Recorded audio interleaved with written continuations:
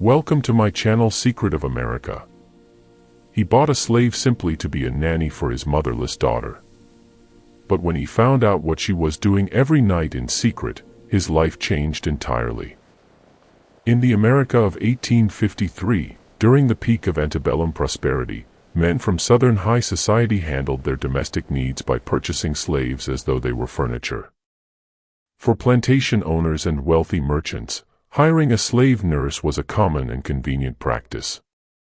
Colonel William Harrison Beaumont was desperate to find someone to care for his 3-year-old daughter after losing his wife during the childbirth of their second child.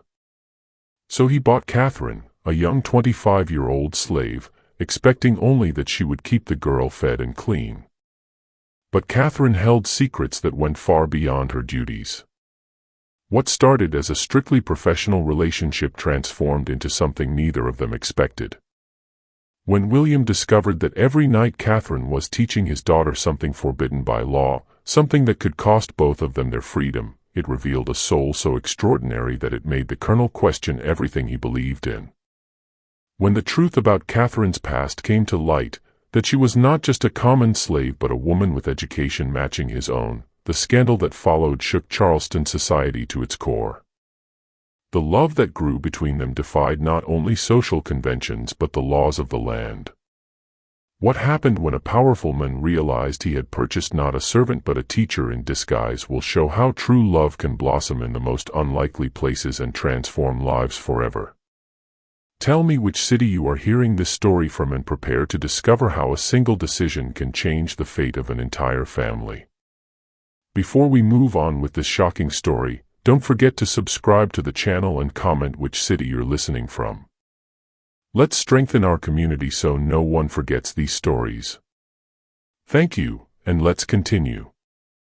The slave market in Charleston, South Carolina, was bustling on the humid morning of September 1853 when Colonel William Harrison Beaumont stepped down from his carriage with a specific goal and a heavy heart. At 34 years old, he had become a widower just 4 months earlier when his beloved wife Elizabeth passed away from complications after the birth of their second child, who also did not survive. William looked around the market with a mixture of disgust and resignation.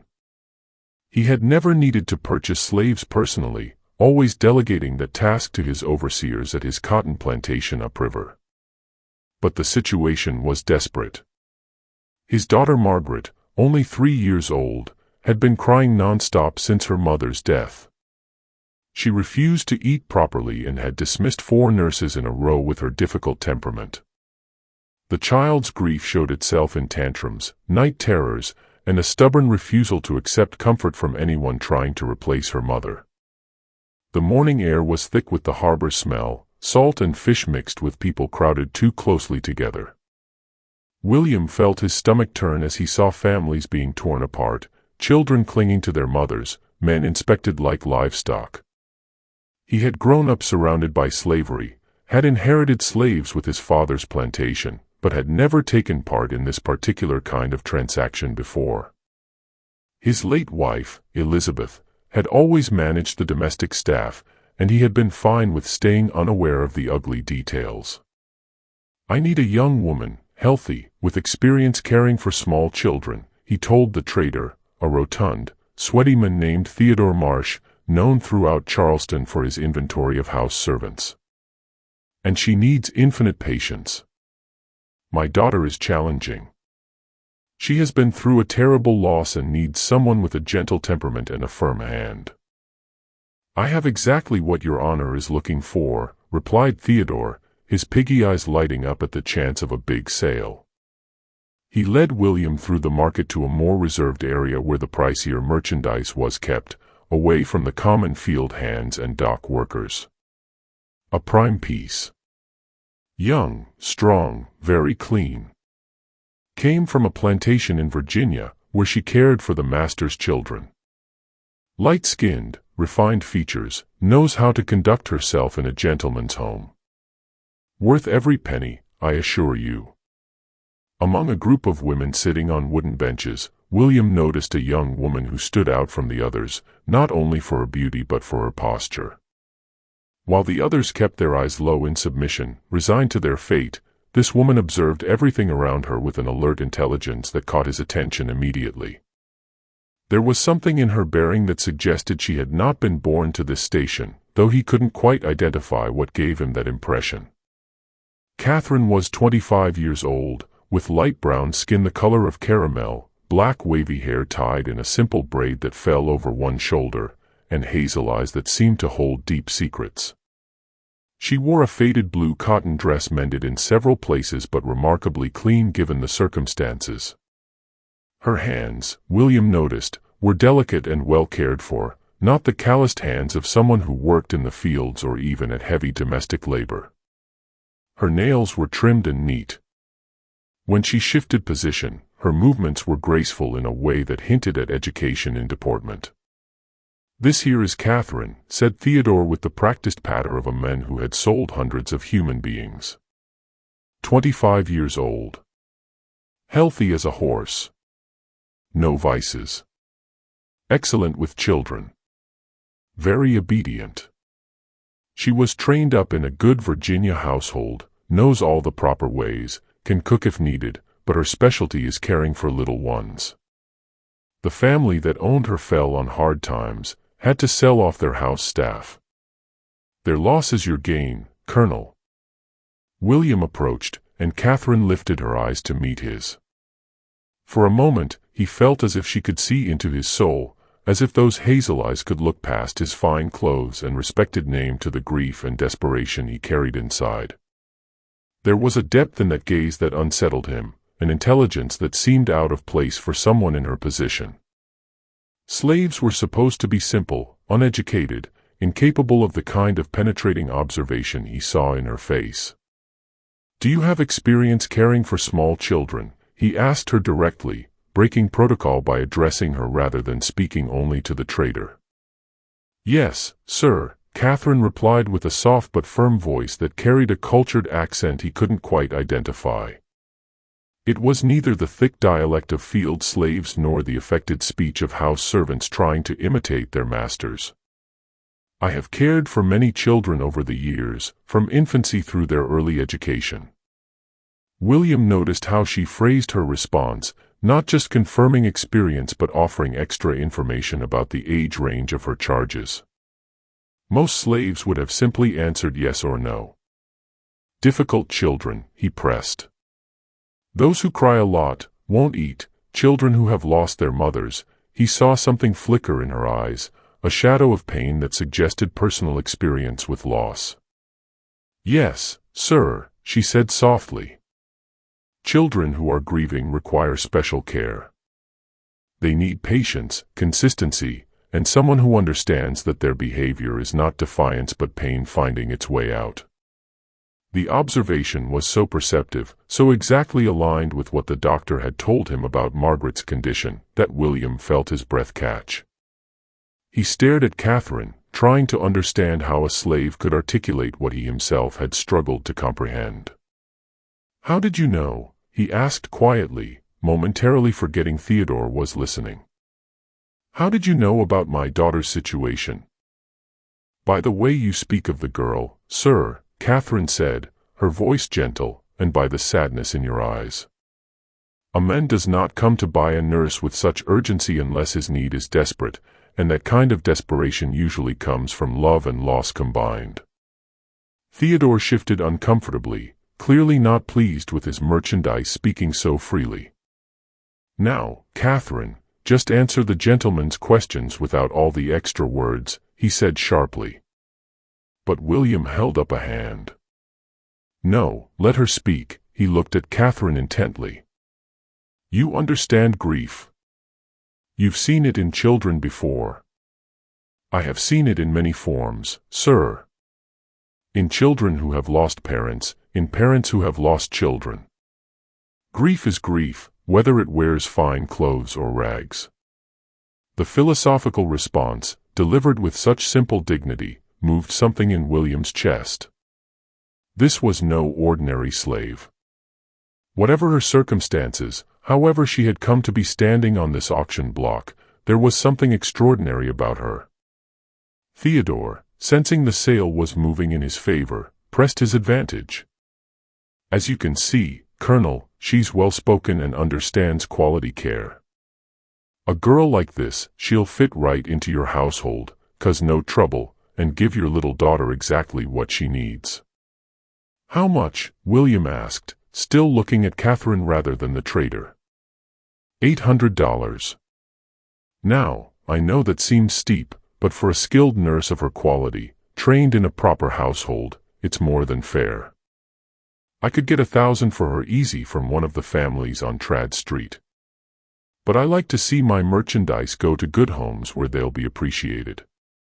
It was indeed a high price, nearly double what a field hand would cost, and significantly more than most house servants. But William was desperate, and something about Catherine spoke to him on a level he couldn't quite articulate. Perhaps it was the hope that this unusual woman might succeed where others had failed. Perhaps it was simple desperation. Or perhaps it was something else, something he was not yet ready to name. "I'll pay it," he said. "Have your men draw up the papers." Theodore's face split into a broad smile. "Excellent choice, Colonel. I guarantee you won't regret it. Catherine here will serve you well." An hour later, William was leading Catherine to his carriage, her few possessions tied in a small cloth bundle. As they walked through the market, Catherine kept her eyes forward, her spine straight, despite the degradation of her circumstances. William noticed how other slaves seemed to defer to her, how even in this terrible place she carried herself with a quiet dignity that commanded respect. The carriage was waiting on East Bay Street. William's driver, James, perched on the box. James himself, a slave who had been with the Beaumont family for 20 years, raised his eyebrows when he saw Catherine but said nothing, simply nodding respectfully as William handed her into the carriage. During the ride to William's mansion on King Street in the fashionable district south of Broad, William explained the situation in more detail. The carriage rolled through the elegant streets lined with palmetto trees and ornate iron gates, past the gracious homes of Charleston's elite. "My daughter Margaret is 3 years old," he began, watching Catherine's face as he spoke. "She lost her mother 4 months ago during childbirth. My wife Elizabeth developed a fever after the delivery and did not survive. The child, a son, lived only 2 days," his voice caught slightly. "Since then, Margaret has been inconsolable. She cries for hours, refuses to eat more than a few bites at each meal, wakes screaming from nightmares. We have had 4 nurses attempt to care for her. The first 2 she simply wore down with her constant tears and demands. The third lost her temper and struck Margaret when the child wouldn't stop crying. I dismissed her immediately. The fourth left yesterday, saying she could not bear the strain any longer. The child is testing them," Catherine said thoughtfully. "When children lose a parent, especially their mother, they often become difficult as a way of testing whether the new caregiver will also abandon them. Each time a nurse leaves, it confirms Margaret's fear that everyone she loves will disappear." William stared at her. "That is exactly what Dr. Peyton said." "How do you know this?" "I have cared for children in mourning before, sir. The patterns are similar regardless of the circumstances. You said earlier that the father must be considered as well. What did you mean?" Catherine hesitated, as if weighing how much honesty she could afford. Children are sensitive to the emotions of adults around them. If Margaret sees that her father is also grieving, if she senses his sadness and perhaps his difficulty in caring for her while managing his own pain, she may be reacting to that as much as to her mother's absence. Sometimes children act out because they don't know how else to express that they see their parents suffering. The insight cut straight to William's heart. He had been trying so hard to maintain his composure, to be strong for Margaret, but the effort of suppressing his own grief while trying to comfort his daughter had been exhausting. At night, alone in the bedroom he had shared with Elizabeth, he wept, but in front of Margaret and the household staff, he kept up the stoic facade expected of a Southern gentleman. "You seem to understand a great deal about the human heart," he said quietly. "Where did you learn such things?" "Life teaches many things, sir," Catherine replied, turning to look out the window at the passing houses. "Loss is a universal teacher." They rode in silence for a few minutes before William spoke again. "You will be responsible for all of Margaret's care, feeding, bathing, dressing, entertaining, and putting her to bed. The household is managed by Mrs. Beatrice Thornton, who has been our housekeeper for 15 years. She runs a tight ship and expects all staff to maintain high standards. You will take your meals in the servants' dining room and report any concerns about Margaret directly to Mrs. Thornton, not to me." "Will I be permitted to take Margaret outside, to the garden or for walks?" The question surprised him. Most slaves wouldn't presume to ask about their duties but would simply wait to be told. "Yes, of course. Fresh air and exercise are important for children. Our garden is secure and private. And if Margaret needs something, clothing or books or toys, how shall I communicate that?" "Books," William repeated. "You think she needs books? She's only 3 years old. Children are never too young for stories, sir. And if she is learning to speak well, picture books can help develop her vocabulary." Again, William found himself surprised by Catherine's insights. "I will see that you have appropriate materials for her care and education." When they arrived at the mansion, Catherine stepped down from the carriage and looked up at the impressive 3-story structure with its tall columns and wide piazzas. The house was one of the finest on King Street, built of Charleston gray brick with white trim, surrounded by elaborate gardens enclosed by iron fencing. William watched her face, expecting to see the awe that most slaves showed when first seeing such wealth. Instead, Catherine's expression was thoughtful, analytical, as if she were cataloging the household rather than being overwhelmed by it. Mrs. Beatrice Thornton was waiting in the entrance hall, a tall woman with iron gray hair pulled back in a severe bun and sharp blue eyes that missed nothing. She looked Catherine up and down with an expression that suggested skepticism. "This is Catherine," William said. "She will be caring for Margaret. Please show her to the quarters we prepared and then bring Margaret to meet her. I will be in my study if needed." "Yes, sir," Mrs. Thornton said crisply. She turned to Catherine. "Follow me." As William climbed the stairs to his second-floor study, he heard Mrs. Thornton's voice echoing in the stairwell as she led Catherine upward. "I run a proper household here. Cleanliness, punctuality, and obedience are expected at all times. The Colonel is a good master, but he will not tolerate laziness or insubordination. Do you understand?" "Yes, ma'am," Catherine's voice responded, clear and respectful, but not servile. William found himself hoping that Catherine would not be cowed by Mrs. Thornton's severity. The housekeeper was efficient and loyal, but she ruled the domestic staff with an iron hand and had little patience for what she considered weakness or sentiment. The room designated for Catherine was on the second floor in the rear of the house, next to Margaret's nursery. It was small but comfortable by servants' quarters standards, with a narrow bed covered in a simple quilt, a chest of drawers for her clothing, a washstand with a pitcher and basin, and a single chair near the window. The window itself looked out over the back garden, offering a view of the carefully tended roses and the old oak tree that dominated the space. "This is your room," Mrs. Thornton said. "Keep it neat. There will be an inspection every Saturday morning.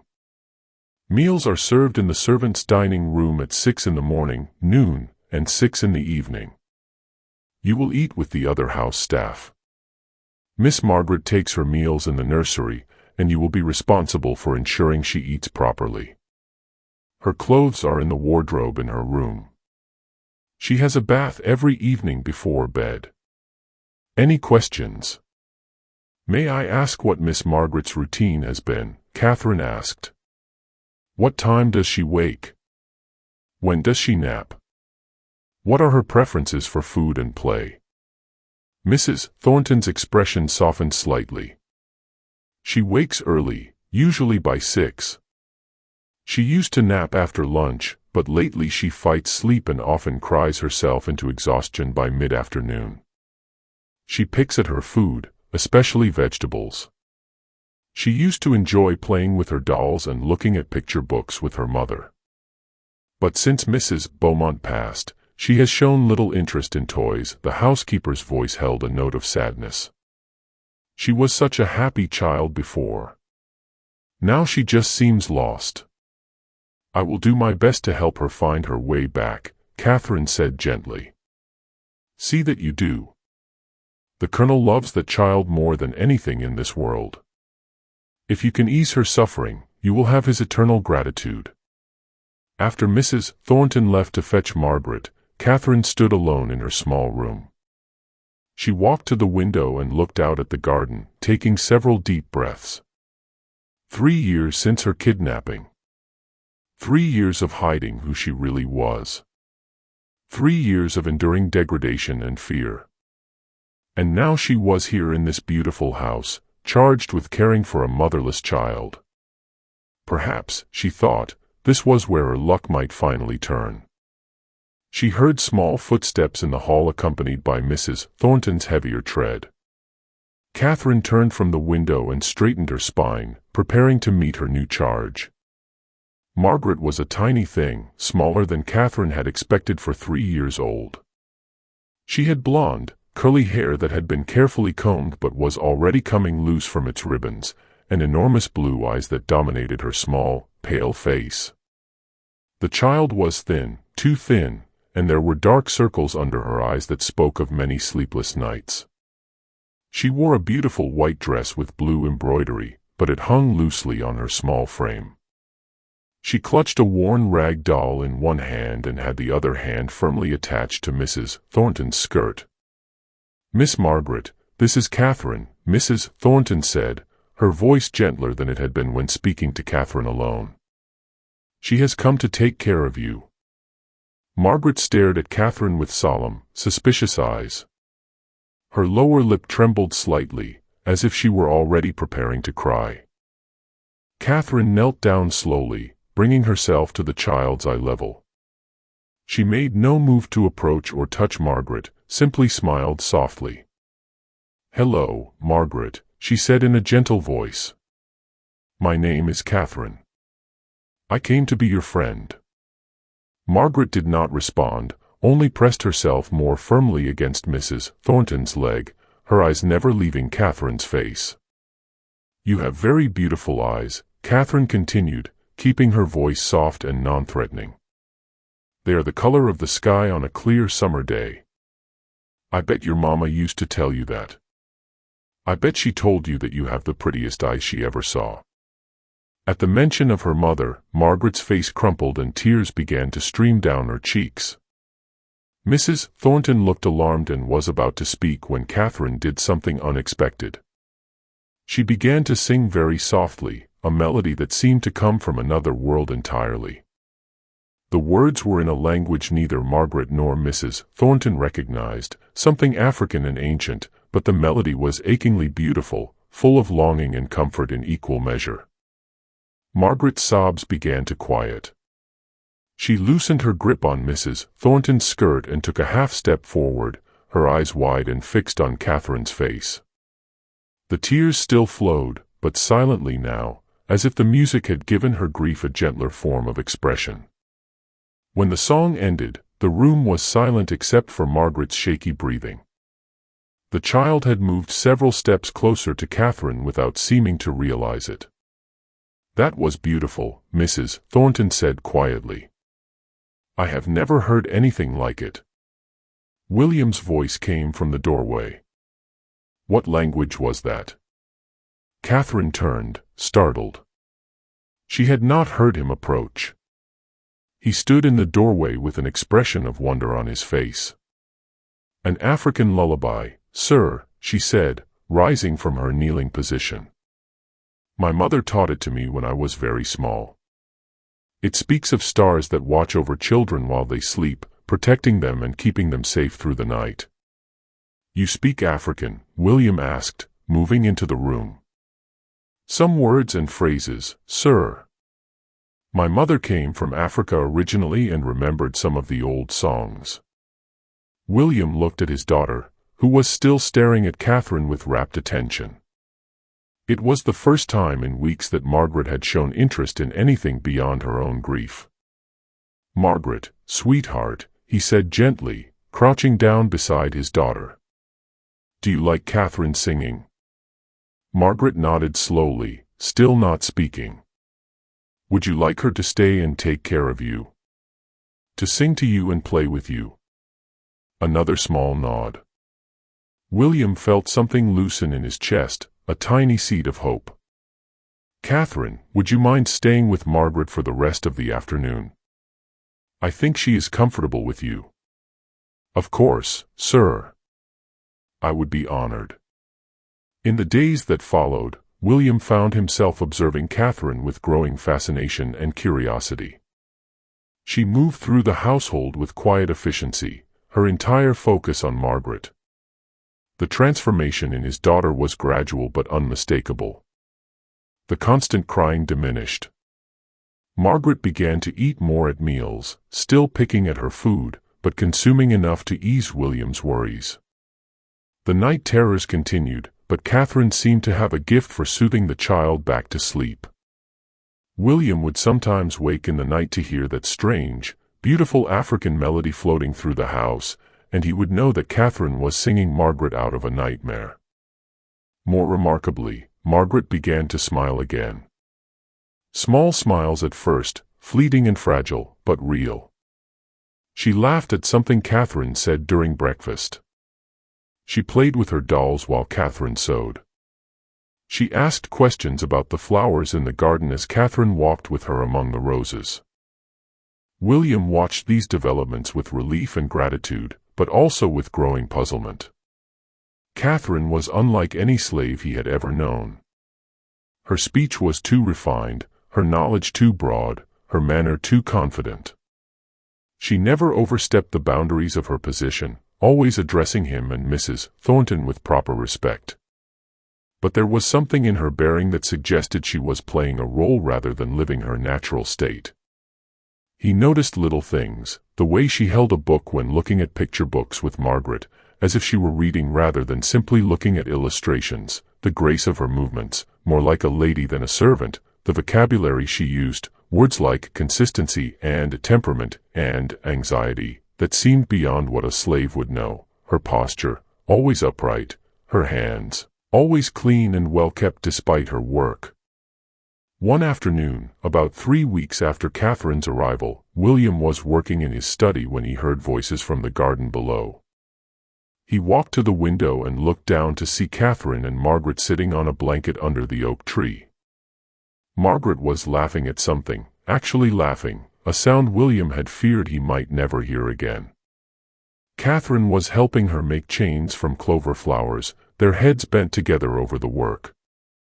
"You are a quick learner, Miss Margaret," Catherine was saying, her voice clear in the quiet afternoon air. "See how you make the loop and thread the next stem through. That is the way. You could be a fine seamstress one day if you wished. Or you could make beautiful things just for the joy of creating them." "Will you always stay with me?" Margaret asked, her child's voice plaintive.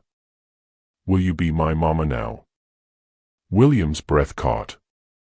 He leaned closer to the window, desperate to hear Catherine's response. "I will stay with you as long as your papa wishes me to," Catherine said gently.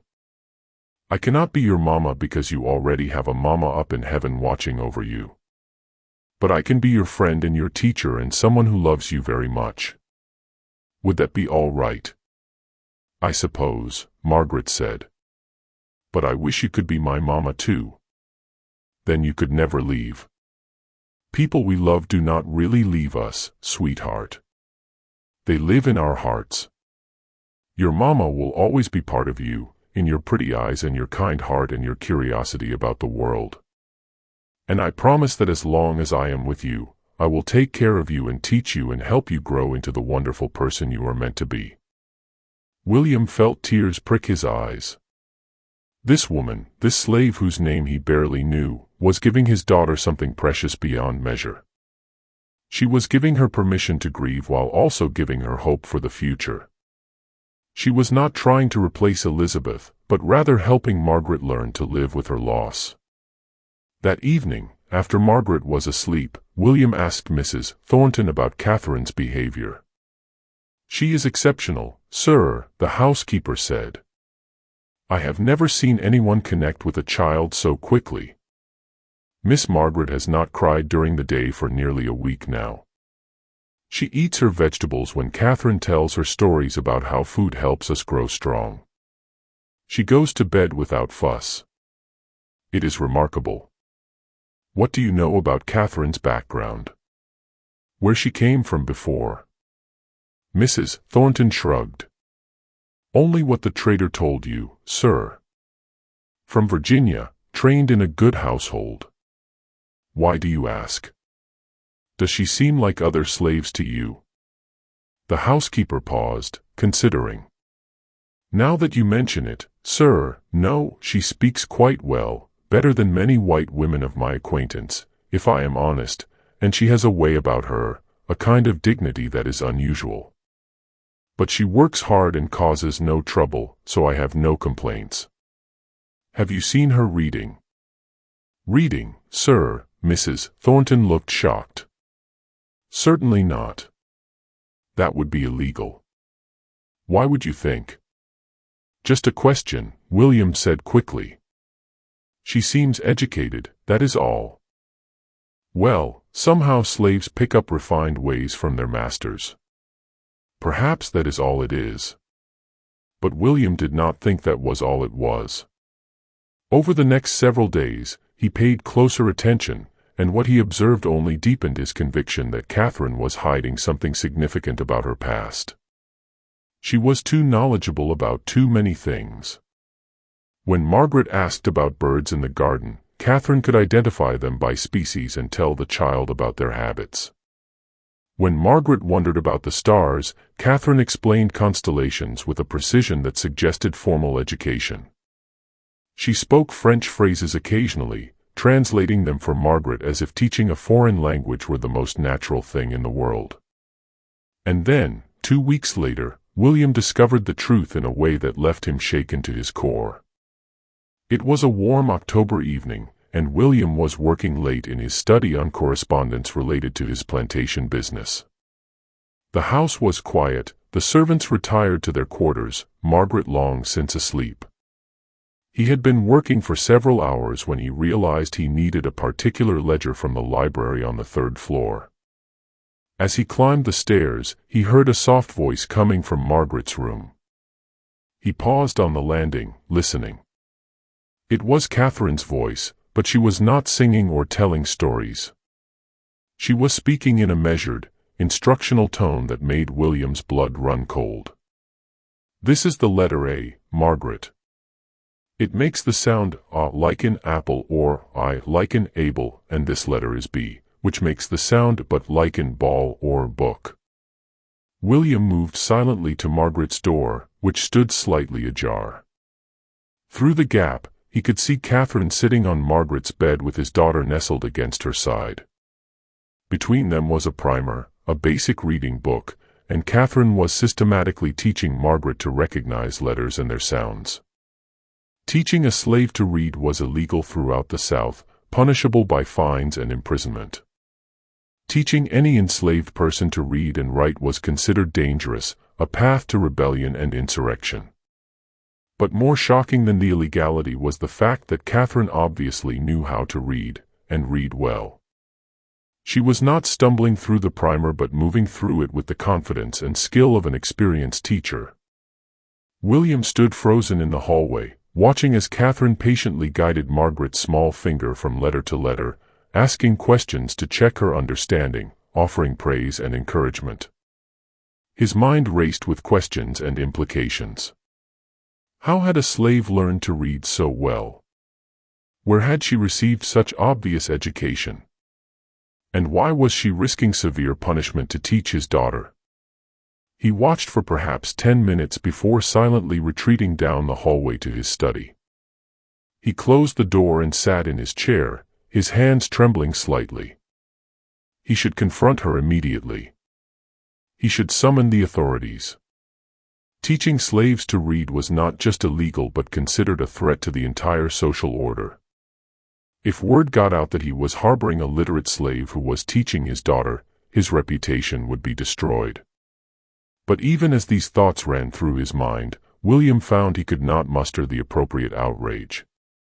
Instead, he felt a strange mixture of awe and curiosity.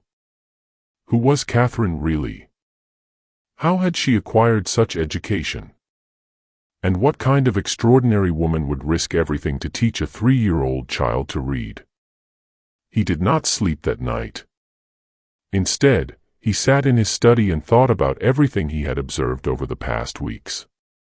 Catherine's refined speech, her knowledge of history and science and languages, her graceful movements and proper posture, her ability to connect with Margaret on a level that suggested not just experience with children but genuine education in pedagogy.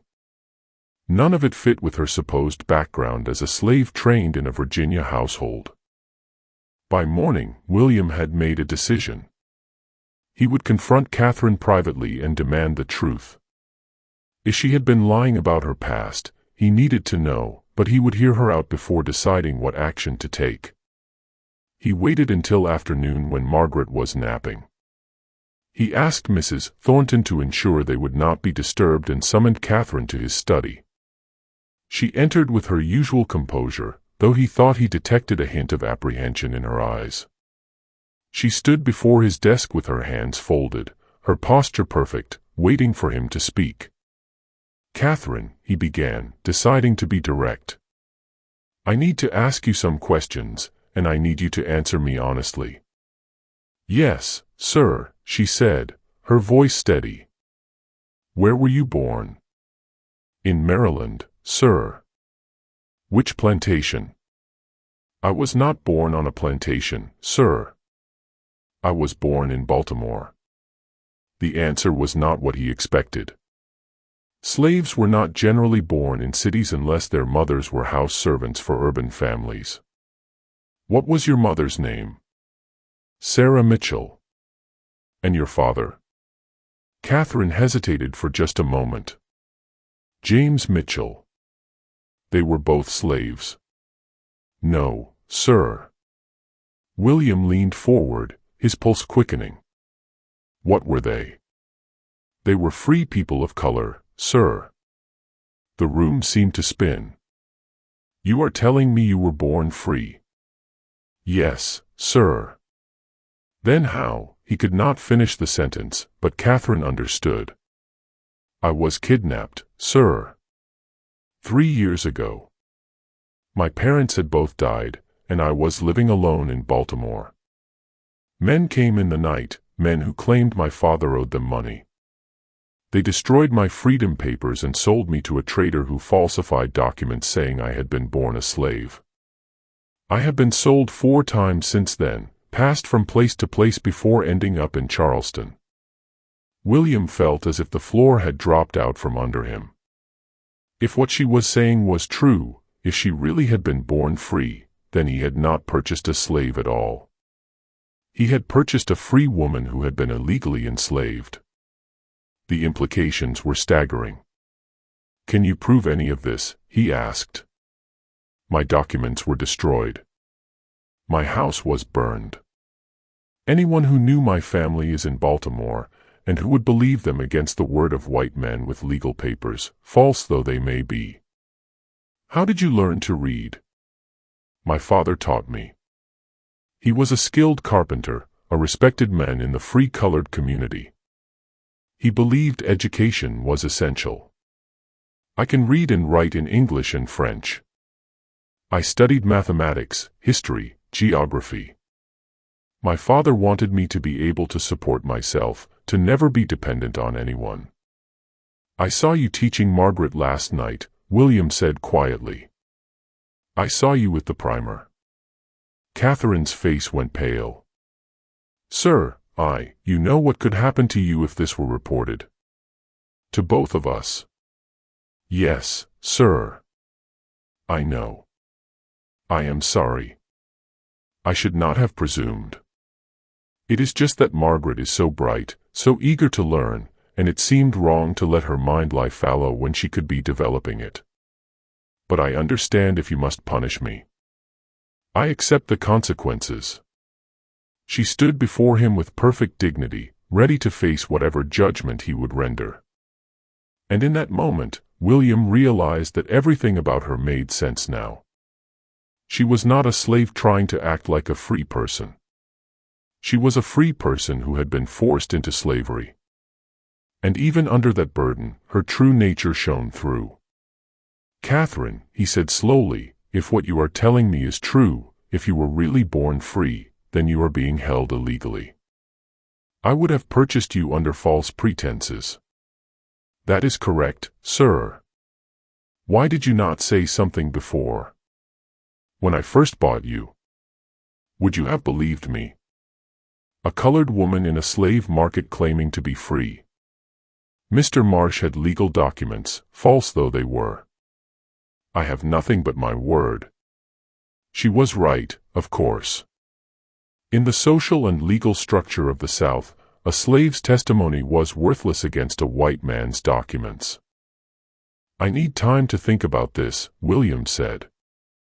This is more complex than I can process immediately. I understand, sir. May I ask what you intend to do? I do not know yet. But Catherine, he looked at her intently. I want the truth. All of it. I want to know exactly what happened to you, who you were before, how you ended up here. Can you tell me that? Yes, sir. If you truly want to know, I will tell you everything.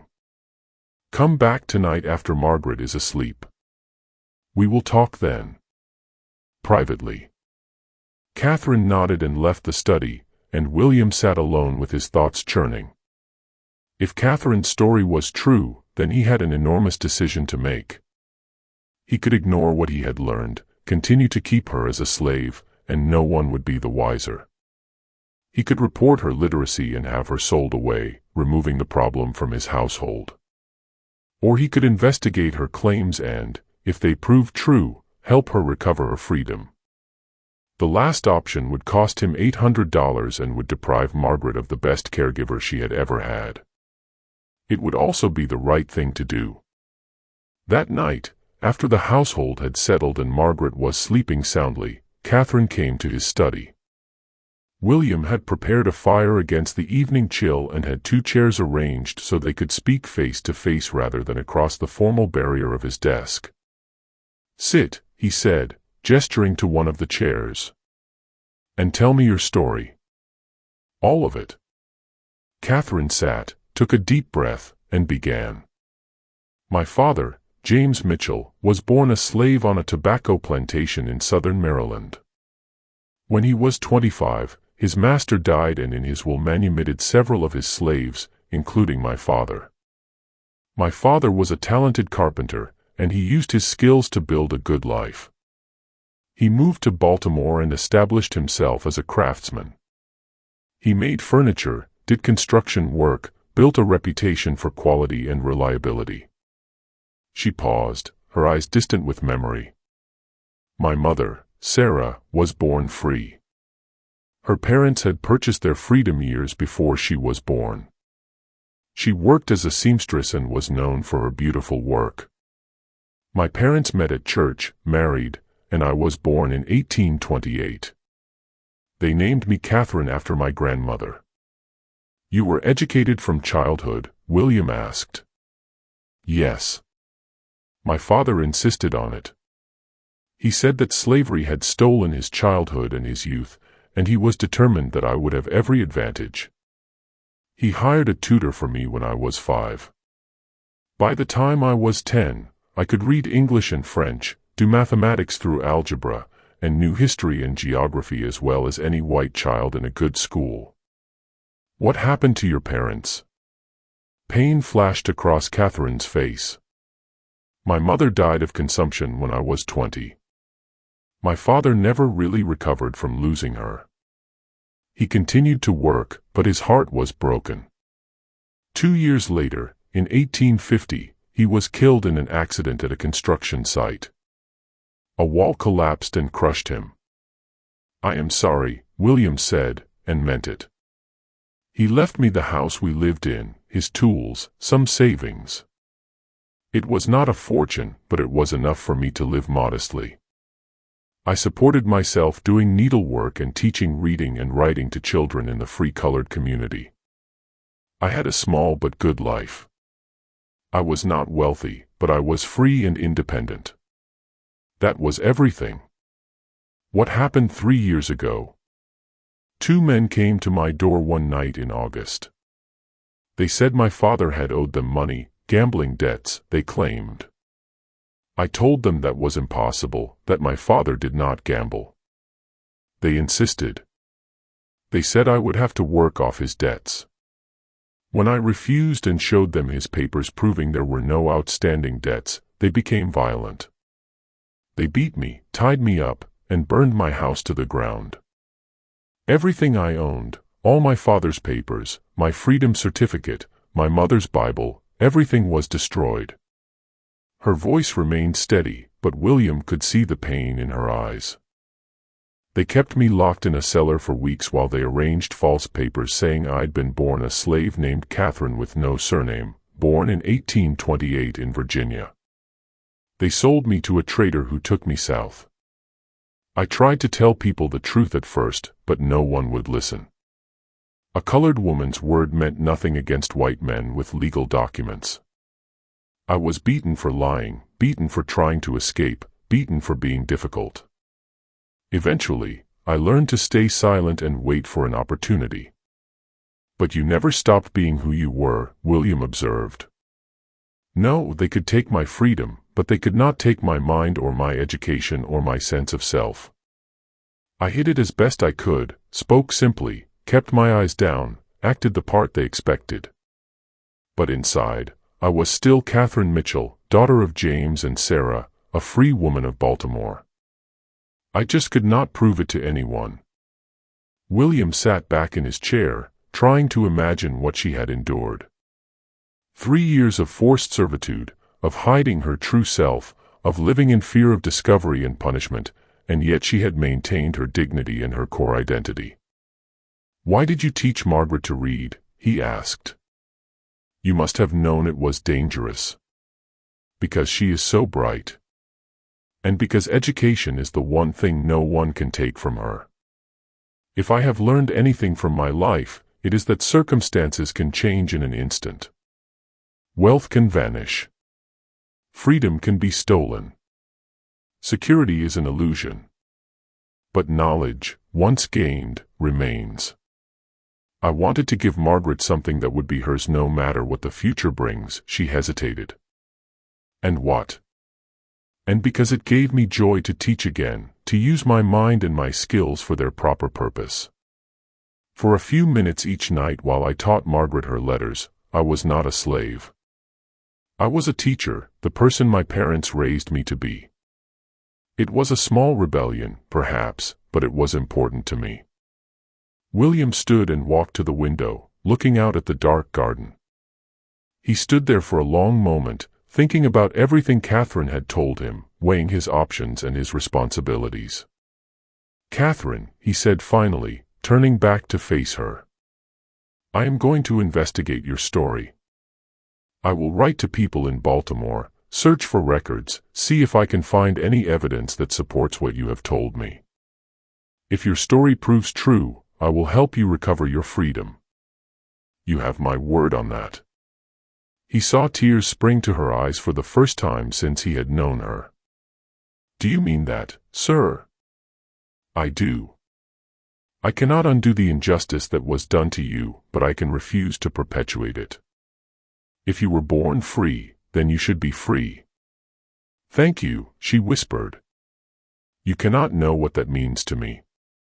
In the meantime, you will continue to care for Margaret, and you will continue to teach her to read, but discreetly. If anyone asks, you are simply looking at picture books with her. Do you understand? Yes, sir. Catherine, I need to ask you something else. When you are free, what will you do? Where will you go? She looked at him with those clear hazel eyes. I do not know, sir. I have no family left, no home to return to. Baltimore holds nothing but painful memories now. I suppose I will have to find some way to support myself. Perhaps return to teaching or needlework.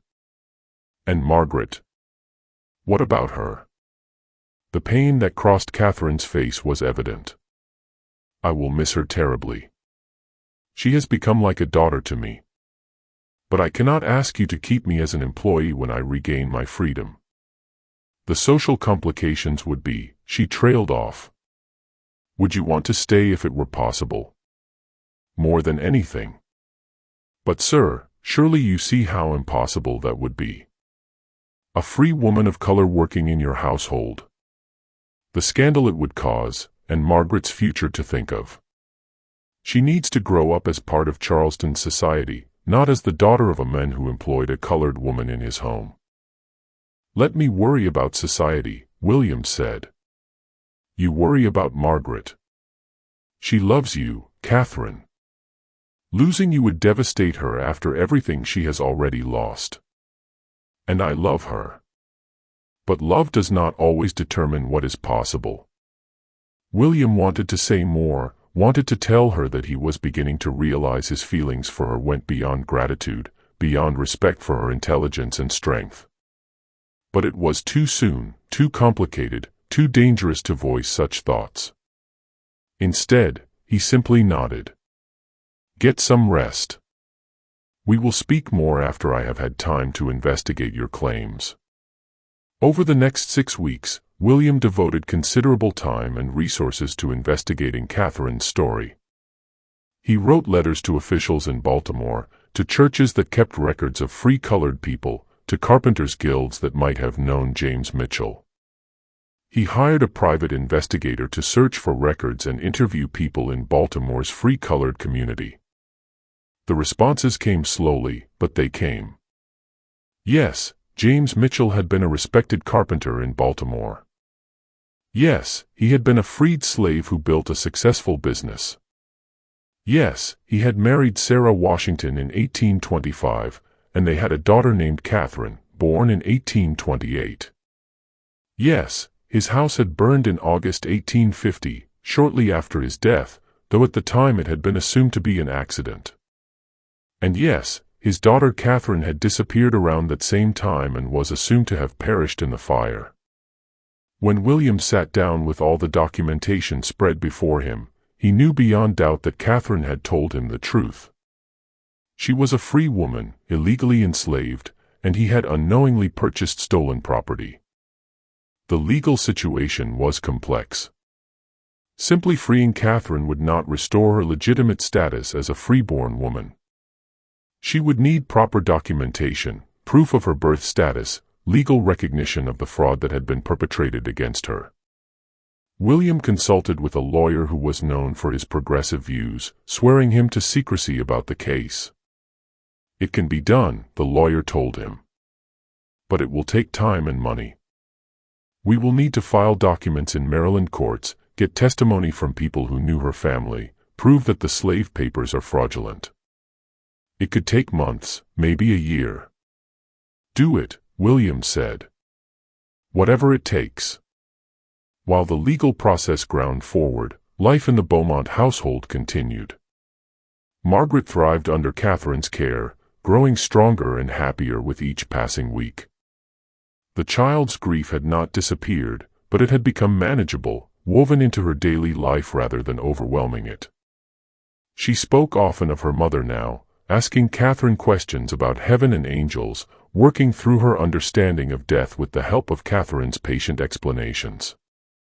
And every night, Catherine taught Margaret to read. By November, the child could recognize all her letters. By December, she was sounding out simple words.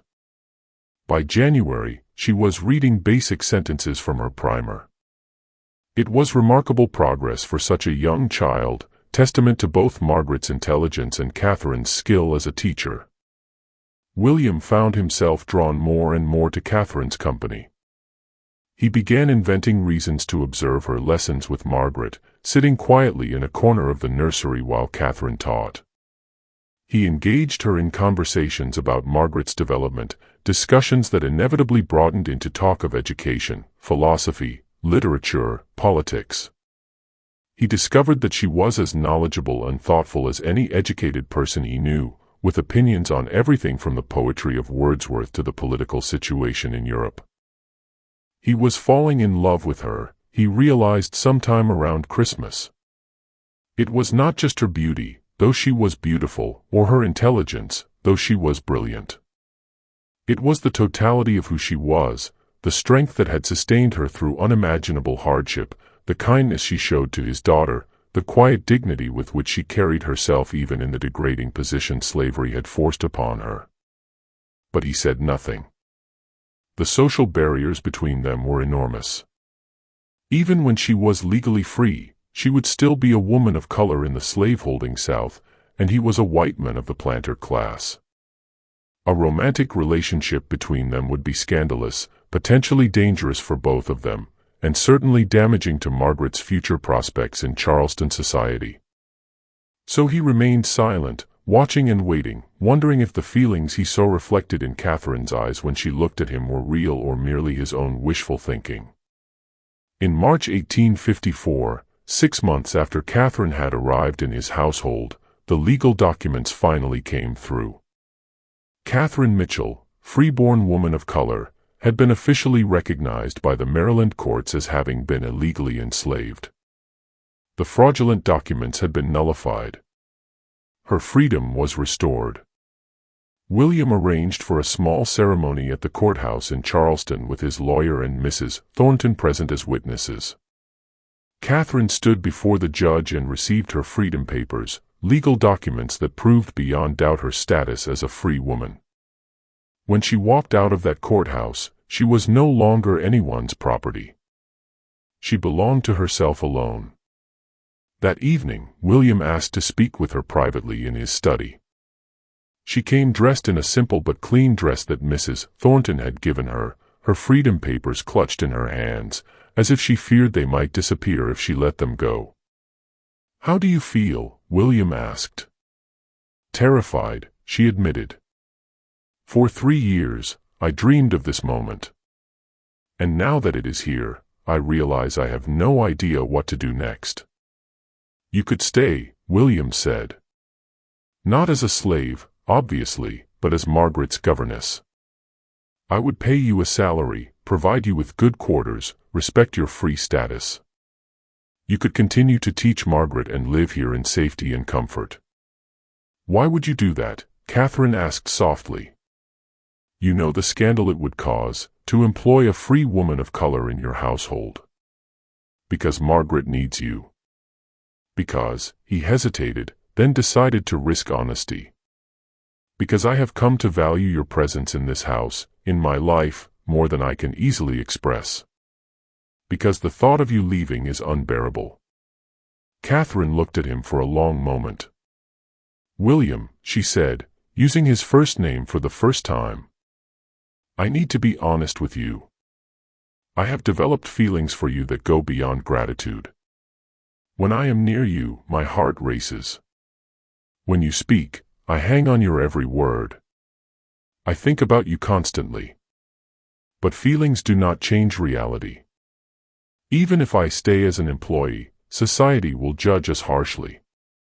And if we ever acted on these feelings, the consequences would be severe." "I know," William said. "I have thought of little else for months. The social barriers are real and significant. But Catherine, I am in love with you. Completely, hopelessly in love.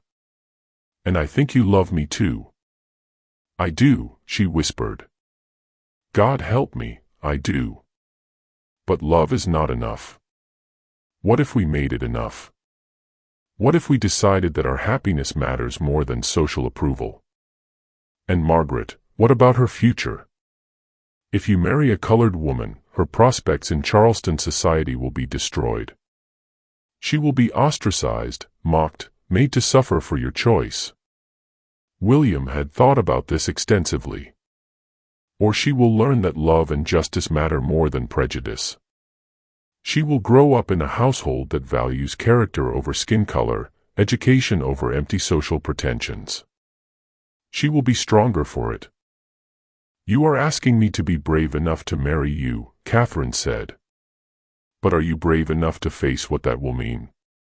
The loss of friends, business partnerships destroyed, social standing ruined. I would rather be ruined with you than respected without you. Catherine closed her eyes, tears streaming down her face. This is madness. This is impossible. Then let us be mad and impossible together. She opened her eyes and looked at him. If we do this, there is no going back. Once you marry me, Charleston society will never accept you again. Then we will find new society. There are progressive communities in the North, places where an interracial couple might live in relative peace. We could move, start fresh somewhere that Margaret could grow up without the poison of slavery all around her. You would give up your plantation, your heritage, everything you know. I would give up anything for you and Margaret. You have both become my whole world. Catherine moved toward him, closing the distance between them. She reached up and touched his face gently. Then yes, she said. Yes, I will marry you, not because it makes sense or because it is easy, but because I love you and because life is too short to deny love when we find it. William pulled her into his arms and kissed her. And in that moment, the impossible became real. They married quietly 3 months later, in June 1854, in a small ceremony performed by an abolitionist minister in a private home. Margaret, now 4 years old, was thrilled to have Catherine officially become her new mother. Mrs. Thornton stood as witness, having come to love Catherine like a daughter and respecting William's courage in following his heart. The reaction from Charleston society was swift and brutal. Friends cut off contact. Business partners withdrew from deals. Social invitations stopped coming. William's name was removed from club membership lists. There were editorials in newspapers condemning him, sermons preached against the degradation of allowing interracial marriage, threats delivered anonymously to their door. But there were also unexpected allies. Some of the more progressive families, those with abolitionist sympathies, reached out in support.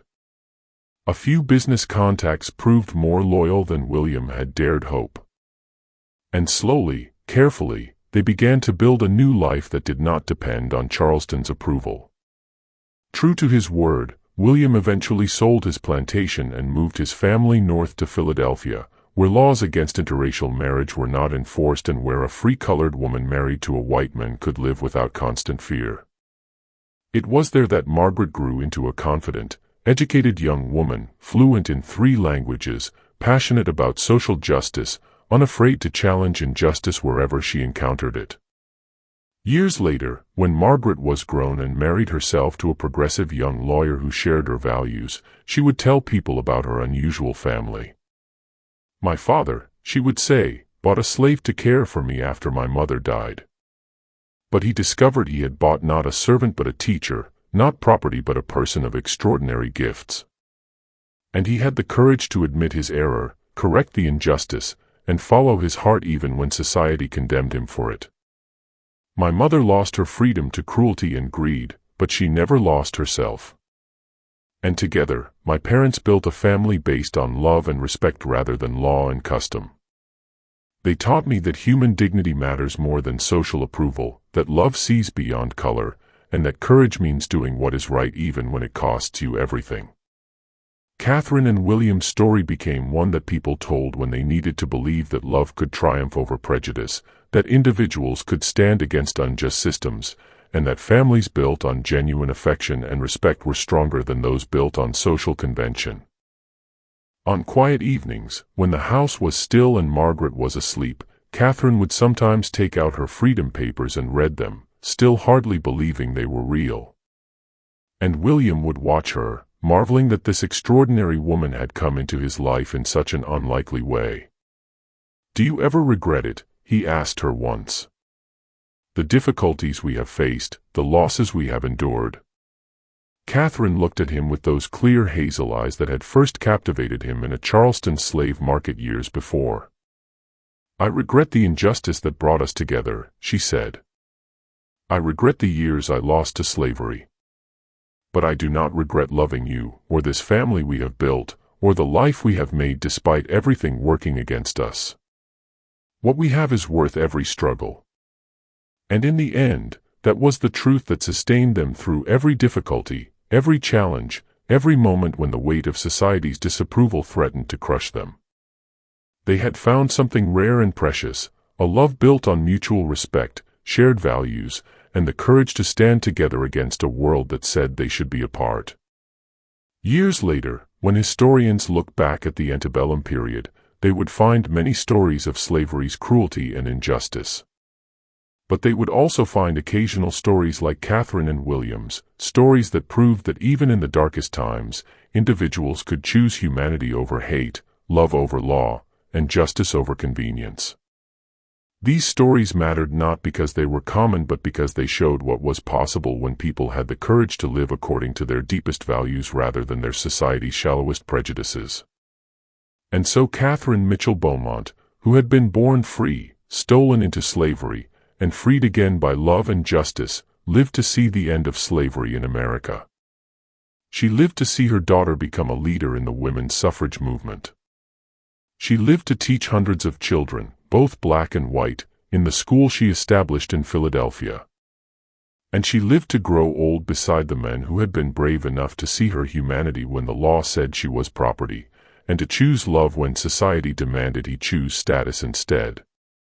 Their story reminds us that freedom is not just a legal status but a state of being, that love can flourish in the most unlikely circumstances, and that the courage to do what is right even at great personal cost is the foundation of all true progress. In a world that tried to reduce Catherine to property and William to his social position, they chose instead to be fully human, fully themselves, and fully committed to building a life based on their deepest values. And that choice, made in a moment of courage in 1854 Charleston, echoed forward through generations, touching everyone who heard their story and dared to believe that they too could choose love over fear, justice over convenience, and hope over despair. Tell me which city you are hearing this story from and which part touched your heart most. What moves you most about stories where people fight against injustice for love? Leave your like if this story of William and Catherine reached your soul, and subscribe for more stories that show how true love can transform lives and societies. Because we all deserve to believe that our humanity is worth more than any label society places on us.